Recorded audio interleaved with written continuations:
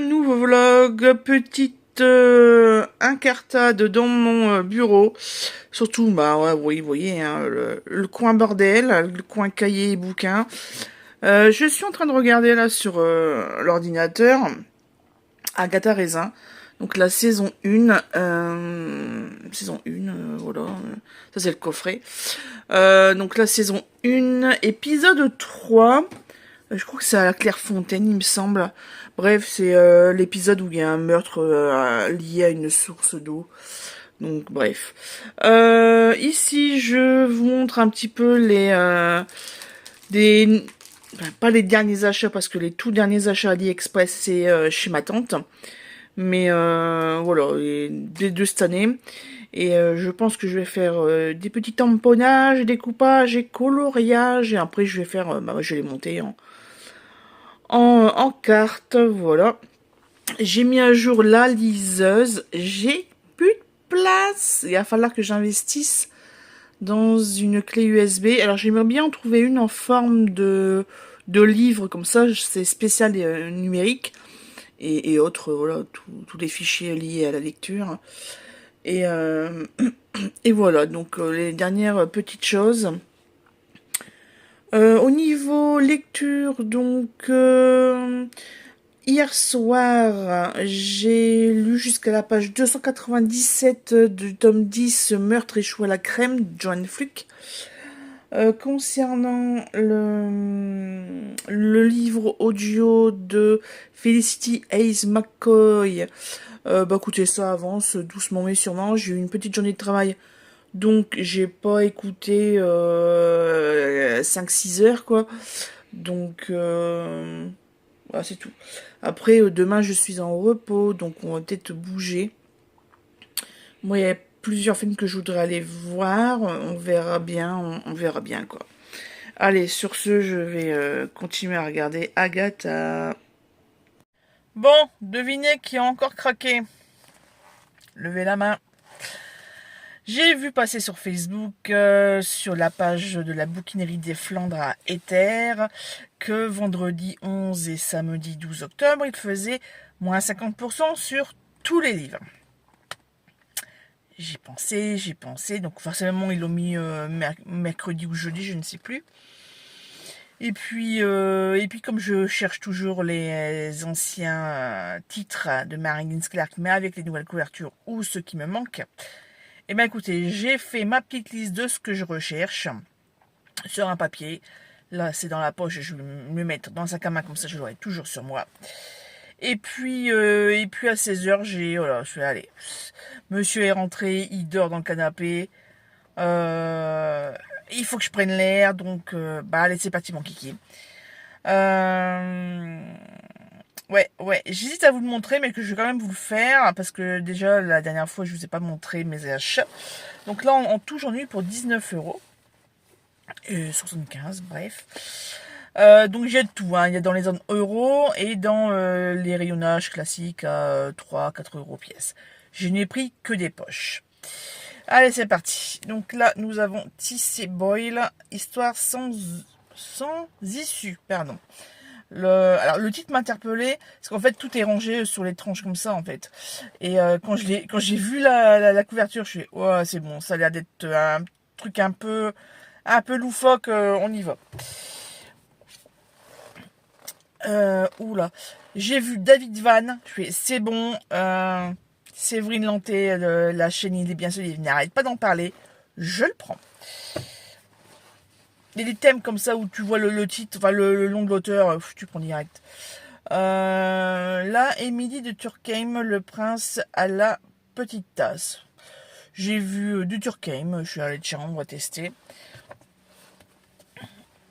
Non, moi j'en ai un deuxième d'elle. Ici, Bernard Pivot, je l'ai pas celui-là, je l'ai pris. Donc c'est La mémoire n'en fait qu'à sa tête. En plus, le photo est très très jolie. En noir et blanc comme ça. Ici, Frédéric Pommier, Suzanne. Là,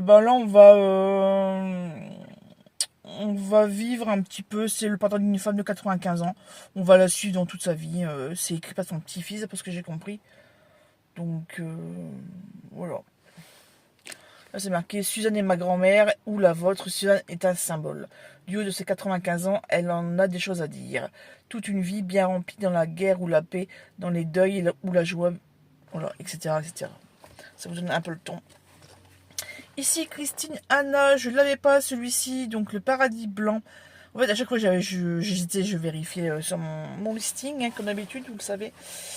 Ensuite, alors là, pareil, j'ai vu le nom, j'ai pris Tom Egg.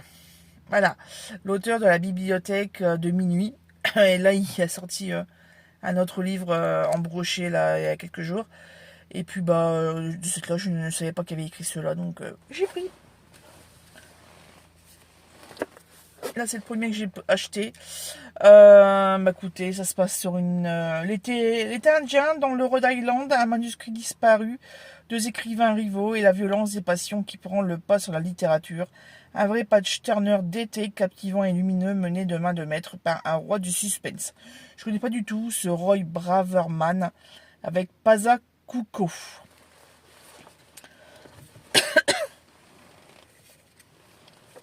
Ah, là, j'en ai pris deux aussi. Laura Kachishke. Je commence à avoir une belle collection, cette autrice, que je n'ai toujours pas lue, mais un jour viendra. Là, c'est En un monde parfait. La couverture est plutôt pas mal, là, j'aime bien. Et normalement, d'elle... Voilà. Un oiseau blanc dans le blizzard. Ensuite, nous avons... Ici, Victor Cohen Adria, Les 3 saisons de la rage. Donc, alors là, c'est formidable catalogue des mœurs, croyances et turpitudes du monde réel.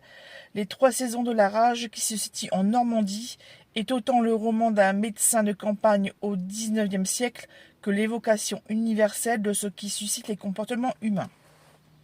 Voilà. Il n'en faut pas plus pour que je le prenne. Hein. Voilà, le deuxième, le Émilie de Durkheim. Le joli mois de mai.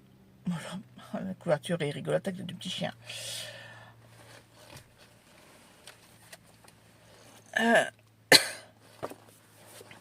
Là, on part à Détroit en 2008. Donc, c'est un livre de Thomas B. Reverdy. Il était une ville. Donc, à Détroit en 2008, les maisons ne valent plus rien et les gens s'en vont en les abandonnant. Eugène, jeune ingénieur français, débarque dans la ville dévastée pour superviser un projet automobile. Au même moment, l'inspecteur Brown enquête sur la disparition du petit Charlie, qui a grandi dans un des quartiers désertés. Voilà la couverture. Allez. Ici, le nom Tony Baer, j'ai pris. Cuba et talons hauts. Là, il est un peu gros celui-là. Je vous ai déjà parlé de cet auteur, Jonathan Tropper. Donc là, c'est le livre de Joe.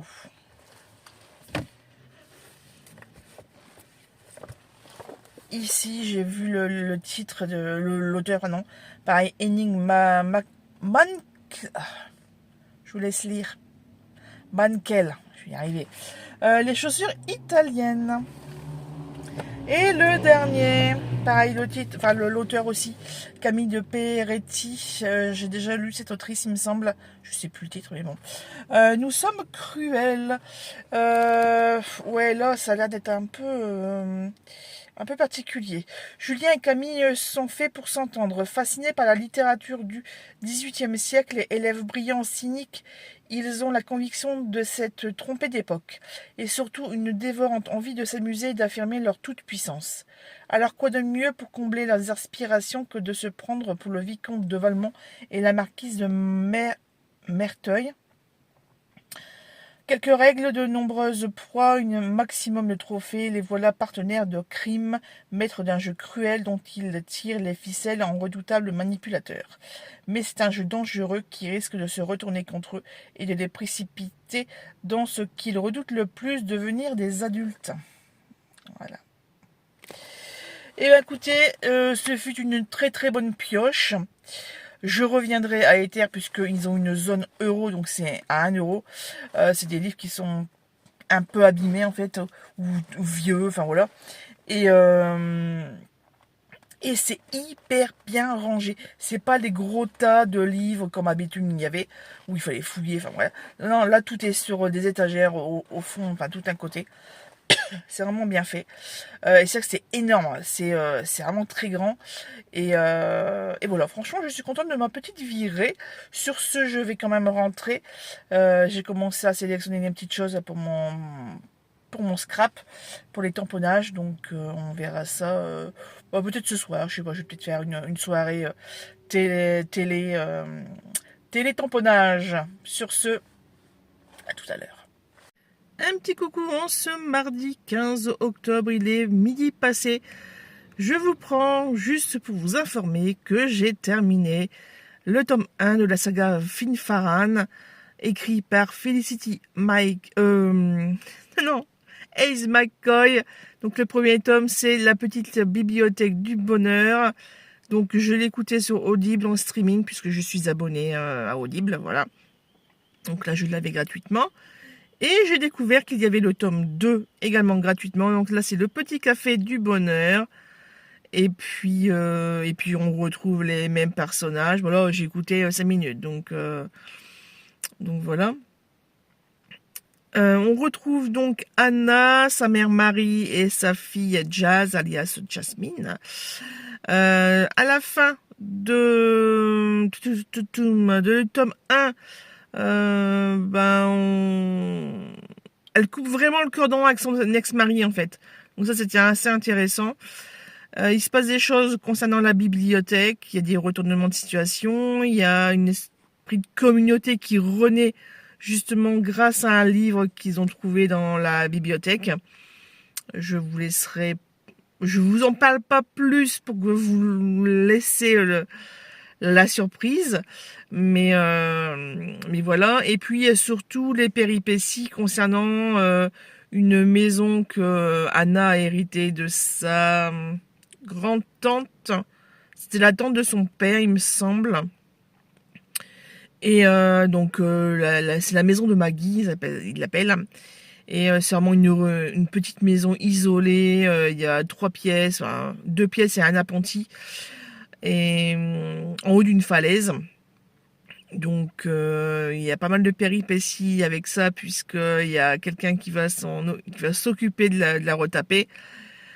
Un peu par hasard et d'une façon pas très courante, on va dire. Donc le personnage de Fury, donc il s'appelle le monsieur, il y a une 60aine d'années il me semble, ouais, il y a 10 ans de plus que Anna, à peu près, donc 60-65 ans. Et il a connu Maggie, puisqu'il a, quand il était jeune, il a aussi c'est lui qui a retapé aussi la maison pour certaines choses. Donc il connaît très bien l'endroit, il connaît très bien la famille, et puis justement il veut aider Anna à retaper la maison, parce que voilà, pour lui c'est naturel, puisque il a connu la première propriétaire. Donc il voulait finir le travail, comme il dit, et ensuite sa façon de faire et les péripéties. Franchement, c'est un beau petit contemporain assez sympa. On est un peu dans du cosy, mais c'est pas des cosy mystéries, quoi. Voilà, c'est du cosy contemporain. Voilà, un bon petit bouquin à lire bien au chaud pour se détendre. Donc là, écoutez, le tome 2, c'est dans l'Incipit, c'est 1 an après. Donc là, c'est bon, Anna est installée dans le petit cabanon. Et puis, je ne sais pas pourquoi le titre de ce livre, donc je vais découvrir ça au fil de mes heures de lecture, enfin de mes heures d'écoute. Concernant Meurtre et choux à la crème, j'ai un tout petit peu avancé, puisque je suis arrivée à la page 325. Ouais, 25-24. Voilà. Par contre, j'avance aussi vite que l'enquête, j'ai envie de dire. Il se passe rien. Il ne se passe pas grand-chose. Et ça m'agace. On est plus en train de parler du régime d'Anna Svensson que ça, et de ses diverses relations avec Norman et Mike. Là, j'ai retrouvé les prénoms. C'est bien revenu là d'un coup. Et mais j'ai envie de dire, mais décide-toi, ça fait au moins 3 ans que tu les fais poireauter, les 2 jeunes hommes là. Enfin, 2 jeunes hommes. Ils ont la bonne trentaine. Non, faut arrêter. Enfin, je suis désolée, mais une relation, enfin, en plus, il y a eu des demandes en mariage, quoi. Donc, ouais, franchement, cette relation, ce triangle amoureux, j'ai envie de dire, c'est pas sain, c'est bizarre. On ne fait pas traîner une relation aussi complexe pendant autant de temps. Tu fais ça 2, 3 semaines, mois à la rigueur, mais pas 3, 4 ans. On est arrivé au tome 10. Les enfants de sa sœur, ils ont je sais plus quel âge. Non, faut arrêter là, faut passer la seconde, hein, parce que franchement, tout le monde est agacé par cette situation. Bref, mais comme ce sont des vieux, j'ai envie de dire, je rouspète, mais c'est des vieilles sagas Cozy Mystery, enfin, ouais, Cozy Mystery. Bref, et ça date des années 90-2000, quoi, parce que c'est le début des téléphones portables. Alors, effectivement, c'est les années 2000, quoi. Et je ne sais pas combien de numéros. Et je crois qu'en version anglaise, on est à plus de 20 tomes. Hein, donc, j'espère que ça va se décompter, cette histoire de troupe, là. Hein, parce que... Bref, en tout cas, pour ce tome 10, il n'y a toujours pas de suspect qui sort du lot, j'ai envie de dire. Donc j'espère que dans les 50-60 dernières pages, ça va aller bien plus vite. Mais bon, souvent c'est comme ça, hein, ça c'est long pendant les 300 pages et puis après ça va vachement plus vite. Sur ce, je vous laisse. Et on se retrouve en ce vendredi 18 octobre, il est 18h, voilà, 18-18. C'était pas fait exprès, mais bon, en même temps, j'ai une journée chargée mais tranquille. C'est-à-dire qu'on est allé... J'ai rien fait ce matin, en fait. J'ai fait le tour de l'horloge, j'ai dormi. C'est un petit peu pour ça que les jours de repos existent, pour dormir. On a mangé, donc c'était pâte au thon, pour les petits curieux. Et nous sommes allés faire les courses. Voilà, donc note à moi-même, ne pas demander à monsieur de m'accompagner parce que j'en ai eu pour une blinde à la caisse. L'enfer. Et bon, il y avait des choses, voilà, j'ai fait le plein de vitamines, des bouchons d'oreilles. En fait, j'ai eu un sale tour. Donc moi pour dormir je suis obligée de mettre des bouchons d'oreilles. En fait depuis que je connais monsieur, lui c'est ronflement, je ne supporte plus les bruits en fait. Et même le chien qui respire, je peux plus. La pompe à chaleur qui fait, qui ronronne tout ça, enfin voilà son fonctionnement, j'entends tout et impossible de m'endormir. Bref, donc bouchons d'oreilles, sauf que moi les sales je les mets dans l'armoire du lavabo. Sauf que le lavabo, la tige en fait elle n'est pas tout à fait étanche, puisqu'une fois je l'ai démonté pour le retourner et mettre du vinaigre chaud pour le détatrer, hein, voilà. En fait il n'y a, pas de bouchon. C'est juste un trou et le filtre il est dans le trou, on ne peut pas l'enlever. Bref, et en le remettant, moi j'ai jamais réussi à le resserrer à fond.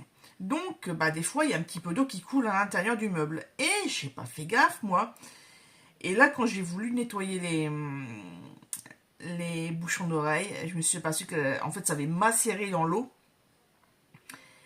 Et, et voilà, enfin ça a pris l'humidité et bah je les ai quand même nettoyés au vinaigre, je les ai savonnés et tout et tout. Mais je fais pas des trucs, il y a du potentiel, champignons, mycoses, non, non, donc on va éviter les conneries. Tout ça pour une boîte de 12 bouchons, 8 ou 12, je sais plus, bouchon d'oreille qui coûte 4 balles. Je vais pas voilà, tenter le diable et puis essayer de me choper un truc qu'il faut pas dans les oreilles ou ailleurs. Hein. Donc, les petits machins orange, poubelle. De nouveau, une belle boîte. Et puis aussi, on a fait plein de conserves. Enfin, voilà, comme on a bien tapé dans les réserves, il faut les remplir un petit peu les réserves. Parenthèse fermée pour les bouchons d'oreilles. Je voulais vous montrer ce que j'avais acheté samedi 12, donc quand j'ai fait mon petit périple à la bouquinerie des Flandres à Ether. En fait, pour le retour, j'étais passée à Oshinemine et chez Tiens, il y a le Action, ça fait longtemps que j'y suis pas allée, je vais aller faire un petit tour. Bref, et j'ai trouvé plein de petites choses. Donc une chose que j'avais vue sur Facebook juste dans l'après-midi. Donc je vais regarder pour voir s'il y en a ou pas. Et il y avait, je vous montre déjà la grosse boîte, le gros achat. J'ai trouvé la boîte de fil à broder. Voilà, je vous montre l'arrière, hein, il y a toutes les couleurs. C'est 5 ou 6 euros, il me semble. 6 euros, 5 et des pépettes, quasiment 6 euros. Il y a 50 couleurs. Voilà. Moi, c'est plus pour faire de la broderie sur carte, en fait. Voilà. Donc, j'ai plein d'écheveaux déjà de DMC. Mais là, je me dis 6 balles pour toute cette couleur. Il y a 80 couleurs quand même. Il y a, donc c'est 100% polyester, 80 cartes, puisque c'est monté sur carte en plastique. Et c'est des 8 mètres, 8 mètres de long. Donc franchement, pour faire quelques cartes, c'est impeccable. Ensuite, j'ai enfin trouvé les cahiers de stickers, donc les 50 pages de stickers. Là, c'est la collection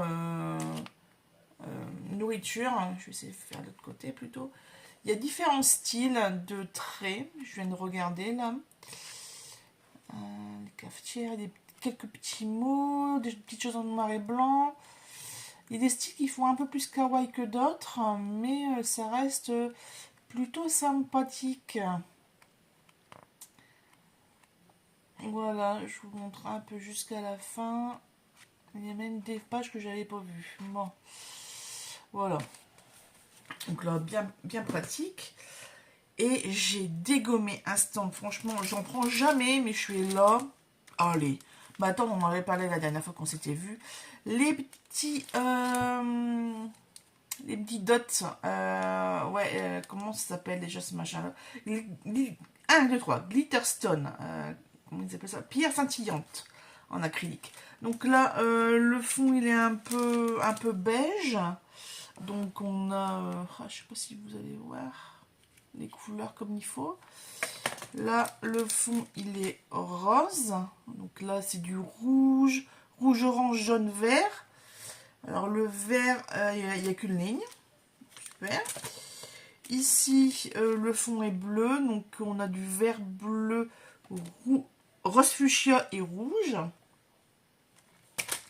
Ici, le ton est un peu couleur sable. Donc on a du or, du doré et de l'argenté. Et là, il y a un peu fond vert avec du vert clair, du turquoise et du rose clair et une espèce de couleur sable champagne. Voilà. Normalement, j'ai pris toutes les couleurs.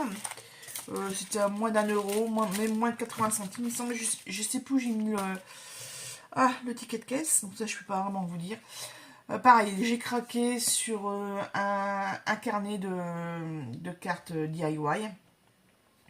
Donc il y a il y a ça comme modèle à l'arrière, à l'intérieur. Alors moi c'est plus pour récupérer quelquefois les dice près des poupées en fait. Pour décorer, pas forcément faire les cartes comme ça, mais quoi que, de toute façon. J'ai envie de faire des cartes mais je suis pas très motivée en fait.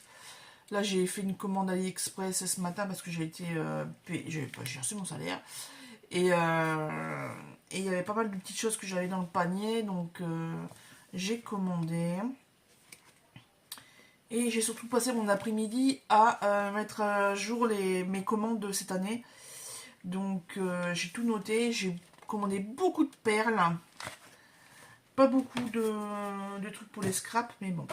D'ailleurs, en parlant de scrap, j'ai acheté une petite brosse comme ça. Une brosse, comment ça s'appelle, comment? Facial brush with... Donc une spatule avec. Donc pour exfolier. Voilà. Et comme ça en silicone, vous voyez sur le côté, il y a ça. Je sais pas si vous allez voir le détail. Mais c'est écrit quoi en français? Il n'y a rien de noté en français. Ah si, avertissement, ne pas utiliser sur une peau irritée ou endommagée. Bah, parce que sinon on va faire pire que mieux. Donc il y a la petite explication de chaque côté à l'arrière de la boîte. Donc boîte à conserver. Sinon, on va continuer dans les stickers. Hein, vous connaissez mon amour pour les embossed stickers. Allez, j'ai quand même craqué. Je ne l'avais pas pris la dernière fois. Là, je me dis, même pour les petites étoiles, pour les petits papillons, tout ça, ça peut être pratique. Donc celui-là, je l'ai pris en 2 exemplaires. Celui-ci, je l'ai pris en un seul exemplaire. Un truc anniversaire, un petit peu kawaii. Ouais. Ça peut être sympa. Pareil, un exemplaire. J'aimais pas trop le style, et puis en fait, j'aime bien l'écureuil ici, donc pour style automnal, des fois, ça peut être sympathique. Il n'y a pas une espèce d'hérisson aussi? Ah ouais, le hérisson, il est là. Voilà. D'ailleurs, on a vu un en vrai dans la semaine, je sais pas si je vous en avais parlé. Voilà, Penny, elle était à quelques centimètres, elle était en train de le renifler, mais ça va, elle l'a pas embêté, elle l'a pas tapé. Et puis ça pareil, on a un exemplaire aussi, je l'avais pas. Voilà, ça c'est les derniers achats des embossed stickers. Et attention, il faut que je débarrasse ma table pour vous montrer. Parce que j'ai un gros truc à vous montrer. J'ai trouvé la plaque Glass Media Matte. Quand je l'ai vue sur Facebook, en fait, j'ai fait, c'est pas vrai, ils l'ont fait trop bien. Parce que la vraie de Tim Holtz chez Ranger Inc., ça coûte une blinde. Mais bon, voilà, donc c'est cool. Par contre, en fait, la photo que j'ai vue sur internet, c'est que la dame, à peine entrée chez elle, le bazar, il a explosé. Donc, bah, elle allait le rendre pour se faire rembourser. Hein. Enfin, tout en essayé, j'ai pas suivi la péripétie, mais ouais, ça reste du verre et voilà, il faut faire attention, quoi. Donc, voilà. Et puis, il y a des petites choses notées là derrière. Je vous laisse regarder. Voilà. Concernant la lecture. Alors, ça y est, le 16, donc il y a 2 journées, le 18, donc c'était pas hier, c'était avant-hier. J'ai terminé Meurtre et chaud à la crème, le tome 10 des aventures de Anna Svensson, écrit par Joanne Fluck. Yes, enfin, j'ai fini. Comme toujours, près de la fin, il y a une scène, il y a un chapitre où tout se débloque, ou comme dans Arabesque ou dans d'autres séries, des vieilles séries télé, l'assassin, il explique pourquoi il a assassiné, le pourquoi du comment, et tu fais ah ouais d'accord, tout ça pour ça. Bon, donc ouais, franchement déçu de ce tome 10, mais bon c'est pas grave, hein. C'est surtout l'ambiance, mais ouais non franchement il m'a vite saoulé. Donc, normalement, d'ici fin octobre, novembre, décembre, je sais pas, il y a un 11e tome qui sera en français, machin de Noël, en fait. Voilà. À voir ce que ça va donner. Comme j'ai terminé le tome 1 de la saga de Felicity Hayes McCoy, ouais, c'est ça. J'ai commencé le tome 2, donc le petit café du bonheur. Et très bien, franchement, on est bien dans le machin. On a les histoires de famille, on a l'histoire autour du bouquin sacré, là. Je sais plus comment il s'appelle. Bref, les trucs que les moines ont écrit, ont enluminé, tout ça, tout ça. Bref, le bouquin, il a 500 ans. Ça, il y a toujours des petites histoires. Bah non, franchement, c'est sympa, c'est sympa. Et puis, il y a surtout les conséquences du gros truc du dernier qui se passe à la fin du premier tome. Euh, ouais, il y a les conséquences là pour Jazz. Voilà, donc j'espère que pour elle ça va aller mieux. Et puis il me reste quoi, une heure et demie. Enfin, là, je l'ai repris cet après-midi, il me restait 1h26. Donc, comme j'ai écouté, il me reste moins d'une heure. Voilà, une demi-heure, 3/4 d'heure, je sais pas. Voilà, donc normalement, ce soir, je l'ai terminé. Mais après ça, je sais pas quoi lire. Donc, peut-être que je vais continuer quand même mon challenge, finir une saga et enchaîner avec Le Siècle, tome 2, Un hiver, je sais plus, je mettrai la couverture, il y a hiver dedans. Bref, voilà, c'est mes dernières lectures que je pense. Là, demain, pas une trop grosse journée au boulot, donc de toute façon, je vais commencer ce deuxième tome en audio. Et puis en papier, ben, je sais pas comment. Ben, ouais, non, parce que je vais finir celui-là, le tome 2 ce soir. Donc le tome 2 du siècle, je vais pouvoir le commencer demain. Et en papier, bah j'ai rien. Donc je vais regarder dans mon petit chariot qui est là sur le côté.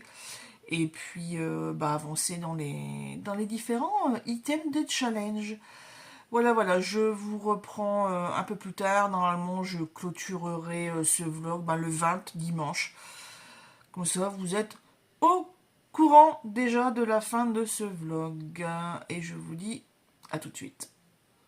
Allez, comme je vous l'avais dit, dernière séquence pour clôturer ce vlog. Nous sommes le dimanche 20 octobre, il est 17h passé.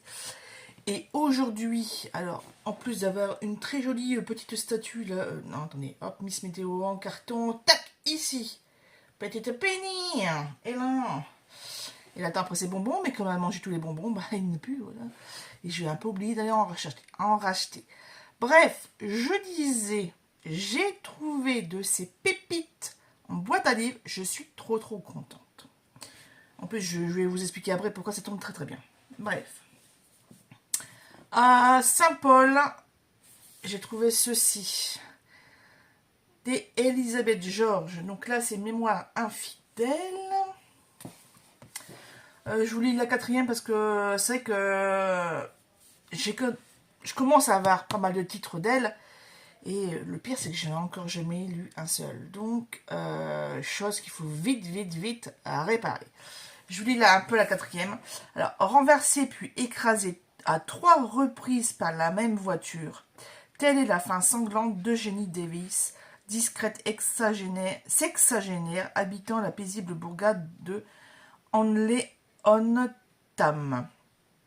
Derrière le quotidien monotone de Madame Davis, Thomas Lenley et Barbara Havers ne tardent pas à découvrir de lourds secrets. Une petite fille assassinée par sa nourrice, un départ inattendu du foyer conjugal, un fils violoniste virtuose définitivement abandonné. Plus l'enquête avance, plus les suspects sont nombreux. Linley et Havers savent bien que les histoires de famille les mieux enfouies sont les plus dévastatrices. Ok, donc ça rajoute, ça coche pas mal de cases en fait. Donc secret de famille, voilà, bref, bien. Ensuite, parce que je vous ai pas dit, en fait, il y a 4 tomes. Je suis trop contente. Ici, pour solde de tout compte. Alors, qui aurait cru que la vie d'Helena Weaver, brillante étudiante à Cambridge, fille d'un professeur émérite, prendrait fin sur une île malfamée en bordure de la ville. Tout dans cette affaire dérange. La surdité de la victime, ses pratiques sexuelles étonnantes, sa filiation. Les maladresses de la police locale s'enchaînent. Scotland Yard dépêche 2 de ses meilleurs enquêteurs, le sergent Barbara Havers, toujours aussi caustique, et son vieil ennemi intime, le comte Lenley. Lenley, je sais pas, c'est L-E-Y. Avec ses bonnes manières d'ancien Deaton. Mais s'ils s'entendent bien comme chat et chien... chien et chat, pardon. Ces deux-là forment aussi le duo d'enquêteurs le plus intelligent et le plus tenace de toute la police de Grande-Bretagne. J'ai l'impression que celui-ci, c'est vraiment le début de cette saga, en fait, avec ces 2 enquêteurs. Au vu de ce que je viens de lire. Ensuite, alors là, ouais, ça sera à part, il y a un autre tome. Troisième, enquête dans le brouillard. Alors, le sergent Barbara Havers, 30 ans, ne s'embarrasse ni de coquetterie ni de diplomatie. Et ce n'est pas l'inspecteur Thomas Lenley, pur produit de l'aristocratie britannique à la réputation de Don Juan, qui la fera changer. Une seule chose peut lui faire oublier son aversion pour cet ancien Deaton, un crime à élucider. Justement, dans un paisible village du Yorkshire, on retrouve le corps sans tête de William Stays, paroissien modèle. À côté du cadavre, sa propre fille. Ok. C'est moi qui ai fait ça et je ne le regrette pas, gémit-elle avant de sombrer dans le mutisme. Ce silence lourd de secret résistera-t-il au duo le plus explosif de Scotland Yard? Ah non, mais vraiment, plus je lis les quatrièmes de couverture, plus j'ai envie de les dévorer, ces bouquins. Et le dernier, je pense que c'est une autre saga, parce que là, c'est marqué Saratoga Woods, et c'est marqué The Edge of New York. Oh putain. Nowhere. Je vous laisse lire, parce que là, j'arrive pas à le déchiffrer. Je sais pas si vous arriverez à... Bref, tome 1. Donc, elle s'appelle Anna Armstrong, pourtant sur l'île de Whidbey, où elle a trouvé refuge. Elle se fait connaître sous le nom de Becca King, car depuis toujours, Anna a un don, celui d'entendre les murmures, des brides de pensée des gens se tenant près d'elle. C'est ainsi qu'elle a compris que son beau-père était un meurtrier et qu'elle a dû fuir sous une autre identité sur l'île de Whidbey, pour se retrouver seule quand la personne qui devait l'accueillir ne s'est pas présentée. Mais sur cette île, les habitants dissimulent eux aussi dans la part d'ombre de leur esprit des murmures que personne ne devrait entendre. Ça, j'aime bien. Ouais, ça me fait penser à Medium, à la série Medium avec... c'est pas Patricia Arquette, c'est... je sais plus. Je vous montrerai la photo à la rigueur. Et j'avais adoré. Bon, là, elle avait des flashs, machin, elle pouvait sentir. Mais là, le côté murmure, entendre les pensées dans la tête, c'est vraiment une bonne emprise. Franchement, ouais, chouette. Je vais peut-être allumer là. Ah, bah c'est peut-être pour ça alors que la qualité n'était pas terrible. Ah, il y en a une qui a trouvé le reste de sachet de bonbons. Voilà. C'était ça de petit beurre à l'arrière. Je vais la servir, parce qu'il reste vraiment un fond, en fait, c'est pour ça que je ne vais pas donner encore. Et je vous retrouve pour la suite.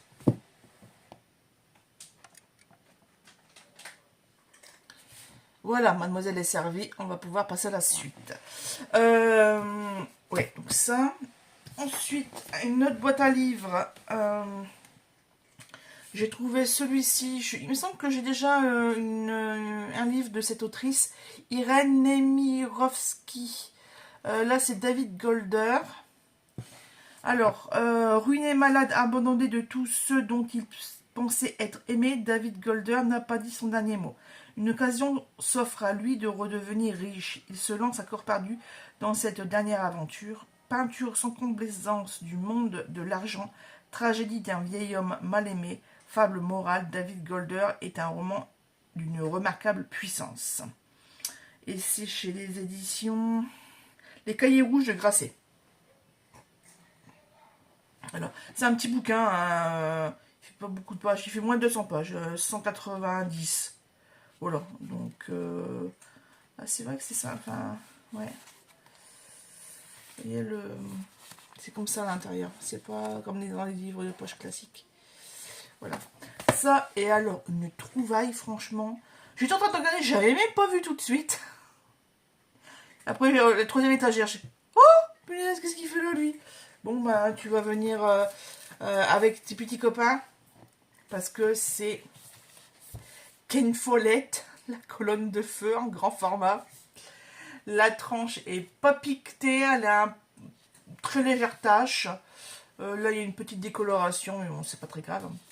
Et franchement, il est nickel. Bon, il y a le dos qui a, il y a une petite chouquette là sur 2 mm. Mais voilà, elle va aller avec ses copains. C'est pas la fin du monde. Je sais plus, je vous l'avais marqué la dernière fois. Enfin, je vous l'ai déjà montré plusieurs fois. Il est noir. Le couverture est noir. Attendez, il va y avoir sûrement les noms à l'intérieur.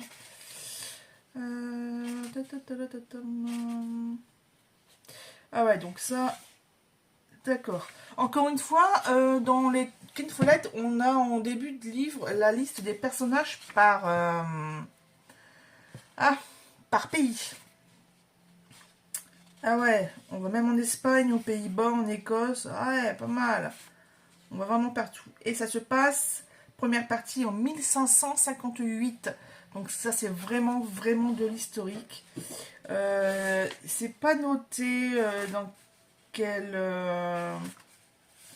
Attendez, peut-être à la fin. Réseau Corneille. Voilà, c'est ça. Alors moi, j'ai Le Monde sans fin. Et en fait, ça fait partie de la saga Les Piliers de la Terre. Alors, ça va... le truc, c'est qu'il les écrit pas chronologiquement, en fait. Là, j'avais lu le Crépuscule et l'Aube, et en fait, ça se passe en 998. Et voilà, quoi. Là, c'est 500 ans plus tard. Il navigue entre les périodes. Bon, après, ça nous permet de pas nous essouffler, en fait.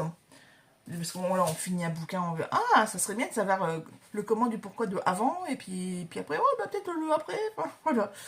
Bref, donc, super, vraiment, vraiment super content de mes trouvailles. Alors, je reviens sur ce que je vous ai dit là pour les 4 Elisabeth. Dans l'autre sens, ça sera mieux. Les 4 Elisabeth George. C'est que. Ah, tiens, je l'avais pas vu. Ah, tiens. Alors, il y en a qui ont des gouttes et il y en a qui ont des trucs, des spirales jaunes. Je sais pas ce que ça veut dire. Faut que je m'enseigne. Bref, tout ça pour vous informer que là, sur le retour de mes courses tout à l'heure, j'ai regardé une des dernières vidéos de Séverine de la chaîne Il est bien ce livre. Et elle parlait du Black November. Et là, elle parlait d'une consigne. Je suis attends. Je suis le Black November, c'est dans 10 jours. Et il s'avère qu'il y a déjà pas les instructions, mais les thématiques par semaine. Donc, trop bien. Si vous voulez faire ce challenge, donc le Black November, c'est il faut lire un maximum de livres policiers, thrillers. Voilà. C'est vraiment le mois du noir. Et il y a un groupe Facebook, ça s'appelle The Black November. Voilà. De toute façon, vous allez voir sûrement d'autres. Là, j'ai vu qu'il y avait Cédric Armand qui était qui était inscrit. Et enfin voilà. Donc, vous avez une information. Moi, j'ai fait la capture d'écran pour avoir les thématiques du mois. Et puis, ben, il va falloir que je prenne mon carnet, que je fasse la belle petite page de présentation et que je me cogite là-dedans pour retrouver les livres qui vont aller bien avec les thématiques. Donc, je suis très contente d'avoir trouvé les Elisabeth George, je suis arrivée. Comme ça, peut-être que j'arriverai à en causer un. Voilà. Mais de toute façon, il faut que je regarde un peu la chronologie des bouquins parce que vraiment, elle a écrit mais énormément de bouquins, cette dame. Et je voudrais pas m'éparpiller en fait. C'est un peu comme quand j'ai commencé avec Camille Lekberg où j'ai lu en premier temps, je sais plus, Le Gardien de phare. Et c'était genre le tome 4 ou 5. Après, je me suis dit, putain, il se passe plein de trucs là. J'ai pas tout compris. Donc après, j'ai fait des recherches. Et j'ai pris le truc du début avec la princesse de glace. Et ça a été beaucoup mieux. Voilà. Sinon, moi là, avant de. C'est qui fait du bruit? Je ne sais pas. C'est Sheldon? Non. Bref, c'est pas grave. C'est un des animaux. Qu'est-ce que j'allais dire? Oui, je vais sortir un petit peu mes tampons. Voilà, j'avais dit que cette semaine je faisais du scrap. Donc là, dimanche soir, c'est vraiment la dernière ligne droite. Donc je vais faire quelques tamponnages, découpage surtout. Voilà. Donc en plus, ça va bientôt être Noël. Donc je voudrais quelques produits, ouais, Ah non, c'est toujours Panini. Ah non, c'est tout, c'est fini. Ah, mais tu peux me regarder comme ça, hein. Et t'es filmé mes mères, hein. Je suis pas une mémère, je suis une petite poubelle. Bref, sur ce, je vais vous laisser. Merci d'avoir regardé la vidéo jusqu'à la fin, même si il y a eu une petite incartade féline. Et puis au niveau de lecture, oui, quand même, que je vous dise où je suis arrivée et ce que je vais dire à partir de la semaine prochaine. Au niveau de l'hiver du monde, donc le tome 2 de la saga Le Siècle, j'ai écouté 2h40, ouais, 2h48, un truc comme ça, sur 37 € total. Donc voilà, on avance doucement mais sûrement. Normalement, j'espère terminer d'ici la fin octobre. Au niveau papier, quand j'ai terminé Meurtre et Chou à la crème, j'ai fait mon petit tour dans mon chariot. J'ai décidé de lire un Clarisse Sabart, Ceux qui voulaient voir la mer. Là, il est déjà à côté de mon lit. Et puis là, c'est 350 pages. Il va vraiment falloir que je me mette un bon coup de collier là, pour le finir avant le 10. Même avant ça, si c'est possible. Et puis le reste, advienne que pourra. Et j'ai envie de dire la même question que d'habitude. Et vous, vous avez du quoi cette semaine? Sur ce, je vous laisse et puis on se dit à bientôt.